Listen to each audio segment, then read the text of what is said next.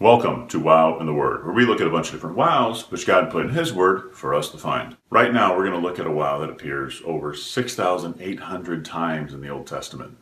Yahweh, the personal name of God. In Old Testament times, people were supposed to call God Yahweh. The meaning of the name Yahweh is laid out for us by God in Exodus chapter 3, where God used a little bit of a play on words to show us that His name Yahweh means I am. That God exists, has always existed, and will always exist. No one else can claim they have always existed. God's name Yahweh appears all over the Old Testament, but you'll never see it in an English translation. This is because a long time ago, before Jesus walked the earth, scholars were so afraid of mispronouncing God's name that they said no one was supposed to even say it.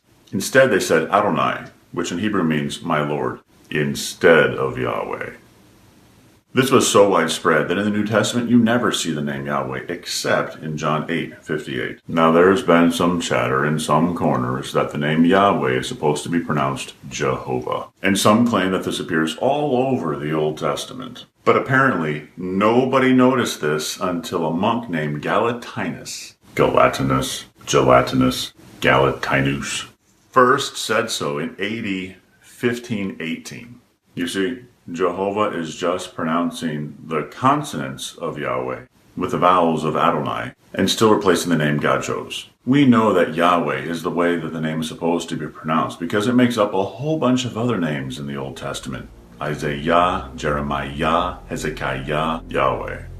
A name of God and another, wow, in the Word.